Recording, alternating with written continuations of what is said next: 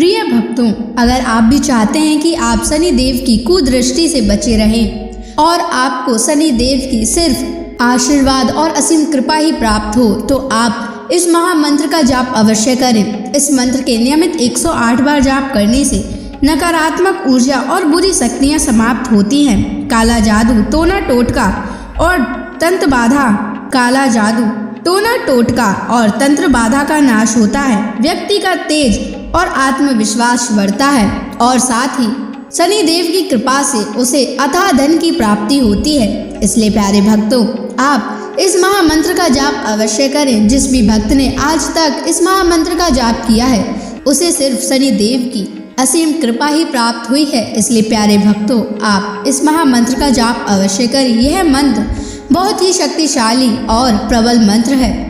इस मंत्र का प्रभाव तुरंत ही दिखाई देने लगता है और साथ ही आपका जीवन सुखद हो जाएगा। अगर आप शनि देव का आशीर्वाद प्राप्त करना चाहते हैं तो इस वीडियो को लाइक और चैनल को सब्सक्राइब जरूर कर दीजिए और कमेंट बॉक्स में जय शनि महाराज अवश्य लिख दीजिए। तो चलिए भक्तों, मंत्र का जाप करना प्रारंभ करते हैं। ओम ह्रीं सन शनैश्चराय सर्वदोष निवारणाय स्वाहा। ओम ह्रीं सन शनैश्चराय सर्वदोष निवारणाय स्वाहा। ओम ह्रीं सन शनैश्चराय सर्वदोष निवारणाय स्वाहा। ओम ह्रीं सन शनैश्चराय सर्वदोष निवारणाय स्वाहा।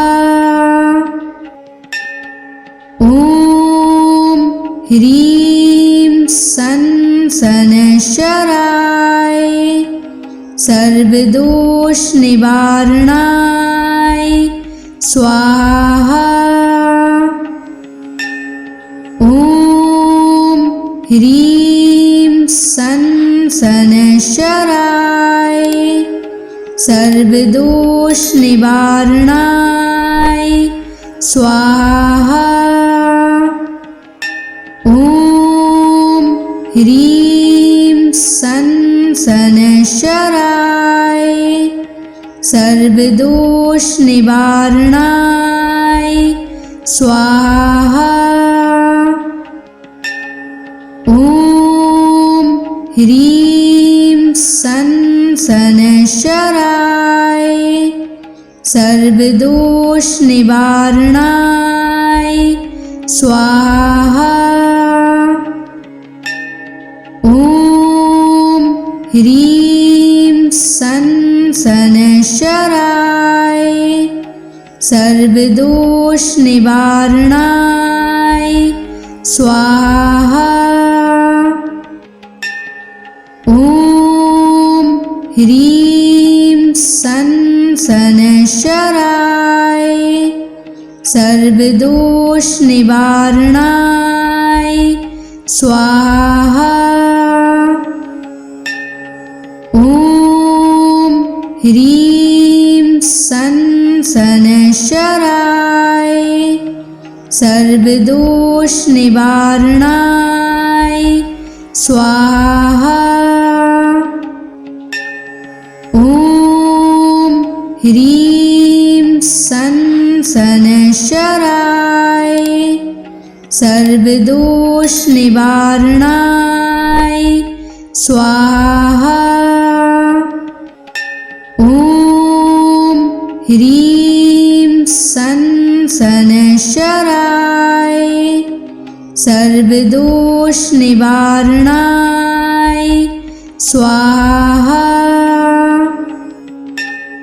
ओम ह्रीं सन शनैश्चराय सर्वदोष निवारणाय स्वाहा। ॐ ह्रीं सन् शनैश्चराय सर्वदोषनिवारणाय स्वाहा। ॐ ह्रीं सन् शनैश्चराय सर्वदोषनिवारणाय स्वाहा। ॐ ह्रीं सन् शनैश्चराय सर्वदोषनिवारणाय स्वाहा। ॐ ह्रीं सन् शनैश्चराय सर्वदोषनिवारणाय स्वाहा। ॐ ह्रीं सन् शनैश्चराय सर्वदोषनिवारणाय स्वाहा। ॐ ह्रीं सन् शनैश्चराय सर्वदोषनिवारणाय स्वाहा। ॐ ह्रीं सन् शनैश्चराय सर्वदोषनिवारणाय स्वाहा। ॐ ह्रीं सन् शनैश्चराय सर्वदोषनिवारणाय स्वाहा। ॐ ह्रीं सन् शनैश्चराय सर्वदोषनिवारणाय स्वाहा। ॐ ह्रीं सन् शनैश्चराय सर्वदोषनिवारणाय स्वाहा। ॐ ह्रीं सन् शनैश्चराय सर्वदोषनिवारणाय स्वाहा। ॐ ह्रीं सन् शनैश्चराय सर्वदोषनिवारणाय स्वाहा। ॐ ह्रीं सन् शनैश्चराय सर्वदोषनिवारणाय स्वाहा। ॐ ह्रीं सन् शनैश्चराय सर्वदोषनिवारणाय स्वाहा। ॐ ह्रीं सन् शनैश्चराय सर्वदोषनिवारणाय स्वाहा। ॐ ह्रीं सन् शनैश्चराय सर्वदोषनिवारणाय स्वाहा। ॐ ह्रीं सन् शनैश्चराय सर्वदोषनिवारणाय स्वाहा। ॐ ह्रीं सन् शनैश्चराय सर्वदोषनिवारणाय स्वाहा। ॐ ह्रीं सन् सनशराय सर्वदोष निवारणाय स्वाहा। ॐ ह्रीं सनशराय सर्वदोष निवारणाय स्वाहा। ॐ ह्रीं सनशराय सर्वदोष निवारणाय स्वाहा। ॐ ह्रीं सनशराय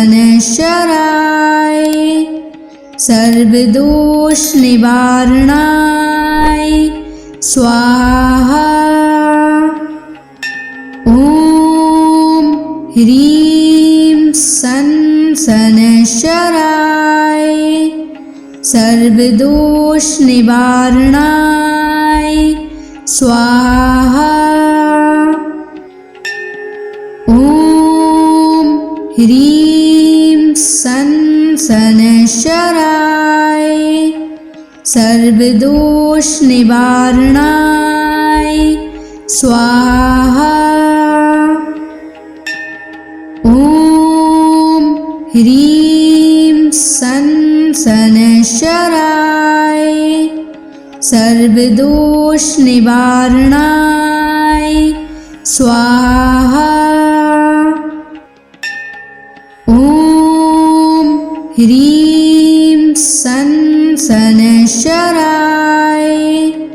सर्वदोष निवारणाय स्वाहा। ॐ ह्रीं सनशराय सर्वदोष निवारणाय स्वाहा।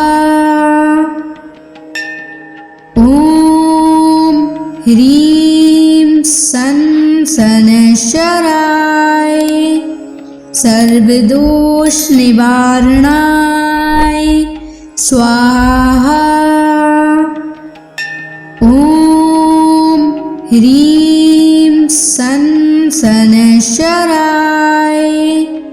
सर्वदोष निवारणाय स्वाहा। ॐ ह्रीं सनशराय सर्वदोष निवारणाय स्वाहा। ॐ ह्रीं सनशराय सर्वदोष निवारणाय स्वाहा। ॐ ह्रीं सनशराय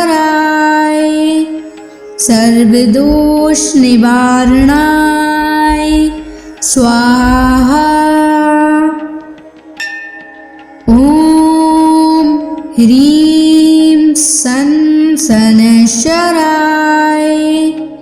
सर्वदोष निवारणाय स्वाहा। ॐ ह्रीं सनशराय सर्वदोष निवारणाय स्वाहा। ॐ ह्रीं सनशराय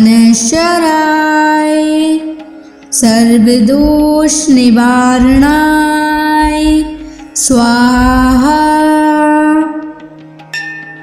ॐ ह्रीं सनशराय सर्वदोष निवारणाय स्वाहा।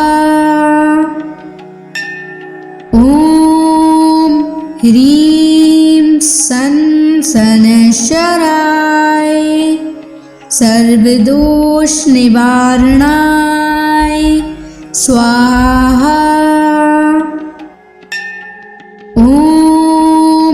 ह्रीं सन शनैश्चराय सर्वदोष निवारणाय स्वाहा। ॐ ह्रीं सन शनैश्चराय सर्वदोष निवारणाय स्वाहा। ॐ ह्रीं सन शनैश्चराय सर्वदोष निवारणाय स्वाहा। ॐ ह्रीं सन शनैश्चराय सर्वदोष निवारणाय स्वाहा। ॐ ह्रीं सन शनैश्चराय सर्वदोष निवारणाय स्वाहा। ॐ ह्रीं सन शनैश्चराय सर्वदोष निवारणाय स्वाहा। ॐ ह्रीं सन शनैश्चराय सर्वदोष निवारणाय स्वाहा। ॐ ह्रीं सन शनैश्चराय सर्वदोष निवारणाय स्वाहा। ॐ ह्रीं सन शनैश्चराय सर्वदोष निवारणाय स्वाहा। ॐ ह्रीं सन शनैश्चराय सर्वदोष निवारणाय स्वाहा। ॐ ह्रीं सन शनैश्चराय सर्वदोष निवारणाय स्वाहा। ॐ ह्रीं सन शनैश्चराय सर्वदोष निवारणाय स्वाहा।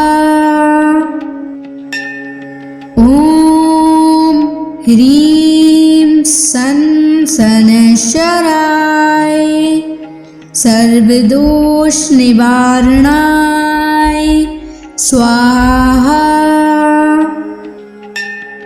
ॐ ह्रीं सन शनैश्चराय सर्वदोष निवारणाय स्वाहा। ॐ ह्रीं सन शनैश्चराय सर्वदोष निवारणाय स्वाहा। ॐ ह्रीं सन शनैश्चराय सर्वदोष निवारणाय स्वाहा। ॐ ह्रीं सन शनैश्चराय सर्वदोष निवारणाय स्वाहा। ॐ ह्रीं सन शनैश्चराय सर्वदोष निवारणाय स्वाहा।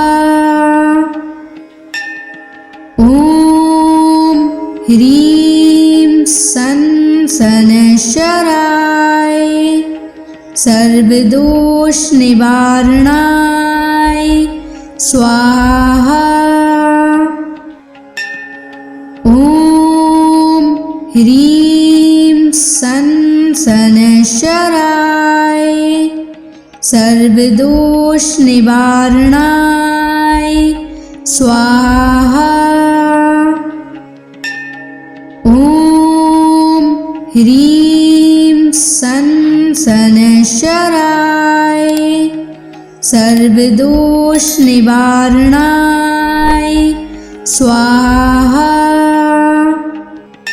ॐ ह्रीं सन् शनैश्चराय सर्वदोषनिवारणाय स्वाहा। ॐ ह्रीं सन् शनैश्चराय सर्वदोषनिवारणाय स्वाहा। ॐ ह्रीं सन् शनैश्चराय सर्वदोषनिवारणाय स्वाहा। ॐ ह्रीं सन् शनैश्चराय सर्वदोषनिवारणाय स्वाहा। ॐ ह्रीं सन् शनैश्चराय सर्वदोषनिवारणाय स्वाहा। ॐ ह्रीं सन् शनैश्चराय सर्वदोषनिवारणाय स्वाहा। ॐ ह्रीं सन् शनैश्चराय सर्वदोषनिवारणाय स्वाहा। ॐ ह्रीं सन् शनैश्चराय सर्वदोषनिवारणाय स्वाहा। ॐ ह्रीं सन् शनैश्चराय सर्वदोषनिवारणाय स्वाहा। ॐ ह्रीं सन् शनैश्चराय सर्वदोषनिवारणाय स्वाहा। ॐ ह्रीं सन् शनैश्चराय सर्वदोषनिवारणाय स्वाहा। ॐ ह्रीं सन् शनैश्चराय सर्वदोषनिवारणाय स्वाहा। ॐ ह्रीं सन् शनैश्चराय सर्वदोषनिवारणाय स्वाहा। ॐ ह्रीं सन् शनैश्चराय सर्वदोषनिवारणाय स्वाहा। ॐ ह्रीं सन् शनैश्चराय सर्वदोषनिवारणाय स्वाहा। ॐ ह्रीं सन् शनैश्चराय सर्वदोषनिवारणाय स्वाहा। ॐ ह्रीं सन् शनैश्चराय सर्वदोष निवारणाय स्वाहा। ॐ ह्रीं सं शनैश्चराय सर्वदोष निवारणाय स्वाहा। ॐ ह्रीं सं शनैश्चराय सर्वदोष निवारणाय स्वाहा। ॐ ह्रीं सं शनैश्चराय सर्वदोष निवारणाय स्वाहा। ॐ ह्रीं सं शनैश्चराय सर्वदोष निवारणाय स्वाहा।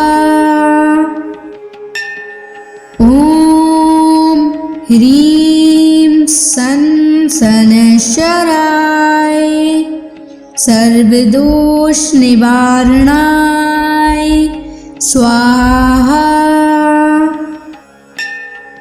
ॐ ह्रीं सं शनैश्चराय सर्वदोष निवारणाय स्वाहा। ॐ ह्रीं सं शनैश्चराय सर्वदोष निवारणाय स्वाहा। ॐ ह्रीं सं शनैश्चराय सर्वदोष निवारणाय स्वाहा। ॐ ह्रीं सं शनैश्चराय सर्वदोष निवारणाय स्वाहा। ॐ ह्रीं सं शनैश्चराय सर्वदोष निवारणाय स्वाहा। ॐ ह्रीं सं शनैश्चराय सर्वदोष निवारणाय स्वाहा। ॐ ह्रीं सं शनैश्चराय सर्वदोष निवारणाय स्वाहा। ॐ ह्रीं सं शनैश्चराय सर्वदोष निवारणाय स्वाहा। ॐ ह्रीं सं शनैश्चराय सर्वदोष निवारणाय स्वाहा। ॐ ह्रीं सं शनैश्चराय सर्वदोष निवारणाय स्वाहा। ॐ ह्रीं सं शनैश्चराय सर्वदोष निवारणाय स्वाहा। ॐ ह्रीं सं शनैश्चराय सर्वदोष निवारणाय स्वाहा। ॐ ह्रीं सं शनैश्चराय सर्वदोष निवारणाय स्वाहा। ॐ ह्रीं सन शनैश्चराय सर्वदोषनिवारणाय स्वाहा। ॐ ह्रीं सन शनैश्चराय सर्वदोषनिवारणाय स्वाहा। ॐ ह्रीं सन शनैश्चराय सर्वदोषनिवारणाय स्वाहा। ॐ ह्रीं सन शनैश्चराय सर्वदोषनिवारणाय स्वाहा। ॐ ह्रीं सन शनैश्चराय सर्वदोषनिवारणाय स्वाहा। ॐ ह्रीं सन शनैश्चराय सर्वदोषनिवारणाय स्वाहा। ॐ ह्रीं सन शनैश्चराय सर्वदोषनिवारणाय स्वाहा। ॐ ह्रीं सन शनैश्चराय सर्वदोषनिवारणाय स्वाहा। ॐ ह्रीं सन शनैश्चराय सर्वदोषनिवारणाय स्वाहा। ॐ ह्रीं सन शनैश्चराय सर्वदोषनिवारणाय स्वाहा। ॐ ह्रीं सन शनैश्चराय सर्वदोषनिवारणाय स्वाहा। ॐ ह्रीं सन शनैश्चराय सर्वदोषनिवारणाय स्वाहा। ॐ ह्रीं सन शनैश्चराय सर्वदोषनिवारणाय स्वाहा। ॐ ह्रीं सन शनैश्चराय सर्वदोषनिवारणाय स्वाहा। ॐ ह्रीं सन शनैश्चराय सर्वदोषनिवारणाय स्वाहा। ॐ ह्रीं सन शनैश्चराय सर्वदोषनिवारणाय स्वाहा। ॐ ह्रीं सन शनैश्चराय सर्वदोषनिवारणाय